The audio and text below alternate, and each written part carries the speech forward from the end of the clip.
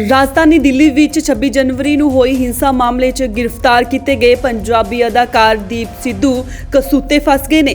ਦੀਪ ਸਿੱਧੂ ਦਾ 7 ਦਿਨਾ police remand ਅੱਜ ਖਤਮ ਹੋ ਰਿਹਾ ਸੀ। ਉਸ ਨੂੰ ਅੱਜ ਸਵੇਰੇ 10:30 ਵਜੇ 30 ਹਜ਼ਾਰੀ ਕੋਰਟ ਵਿੱਚ ਪੇਸ਼ ਕੀਤਾ ਗਿਆ, ਜਿੱਥੇ ਦੀਪ ਸਿੱਧੂ ਦਾ ਪੁਲਿਸ ਰਿਮਾਂਡ 7 ਦਿਨਾਂ ਲਈ ਹੋਰ ਵਧਾ ਦਿੱਤਾ ਗਿਆ। शनिवार ਨੂੰ ਦਿੱਲੀ ਪੁਲਿਸ ਇਸ ਮਾਮਲੇ ਦੀ ਜਾਂਚ ਲਈ ਦੀਪ ਸਿੱਧੂ ਅਤੇ ਇੱਕ ਹੋਰ ਦੋਸ਼ੀ ਇਕਬਾਲ ਸਿੰਘ ਨੂੰ ਲਾਲ ਕਿਲੇ ਲੈ ਗਈ ਸੀ। ਪੁਲਿਸ ਦੇ ਅਨੁਸਾਰ ਸਿੱਧੂ 26 ਜਨਵਰੀ ਨੂੰ ਲਾਲ ਕਿਲੇ ਵਿੱਚ ਹੋਈ ਹਿੰਸਾ ਅਤੇ ਅਰਾਜਕਤਾ ਲਈ ਮੁੱਖ ਤੌਰ ਤੇ ਜ਼ਿੰਮੇਵਾਰ ਹੈ। ਦਿੱਲੀ ਪੁਲਿਸ ਦੇ ਵਿਸ਼ੇਸ਼ ਸੈੱਲ ਨੇ ਦੀਪ ਸਿੱਧੂ ਨੂੰ 8 ਫਰਵਰੀ ਦੀ ਰਾਤ ਨੂੰ ਹਰਿਆਣਾ ਦੇ ਕਰਨਾਲ ਬਾਈਪਾਸ ਨੇੜੇ ਗ੍ਰਿਫਤਾਰ ਕੀਤਾ ਸੀ। ਸਿੱਧੂ ਨੂੰ 9 ਫਰਵਰੀ ਨੂੰ ਅਦਾਲਤ ਨੇ 7 ਦਿਨਾਂ ਦੀ ਪੁਲਿਸ ਹਿਰਾਸਤ ਵਿੱਚ ਭੇਜ ਦਿੱਤਾ ਸੀ।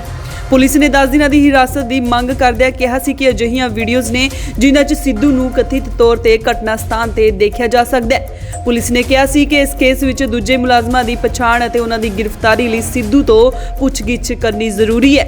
ਜਾਂਚ ਅਧਿਕਾਰੀਆਂ ਨੇ ਦੋਸ਼ ਲਾਇਆ ਕਿ ਉਹ ਭੀੜ ਨੂੰ ਭੜਕਾ ਰਿਹਾ ਸੀ।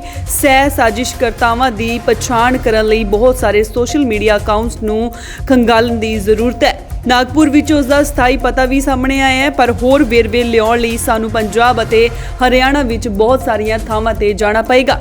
ਉਹਨਾਂ ਇਹ ਵੀ ਦੋਸ਼ ਲਾਇਆ ਕਿ ਸਿੱਧੂ ਆਪਣੇ ਸਾਥੀਆਂ ਨਾਲ ਵੀਡੀਓ 'ਚ ਲਾਲ ਕਿਲੇ 'ਚ ਦਾਖਲ ਹੁੰਦੇ ਦੇਖਿਆ ਗਿਆ ਹੈ ਅਤੇ ਜਦੋਂ ਝੰਡਾ ਲਹਿਰਾਇਆ ਗਿਆ ਸੀ ਤਾਂ ਉਹ ਉੱਥੇ ਮੌਜੂਦ ਸੀ। Bureau report, Indos TV, Australia.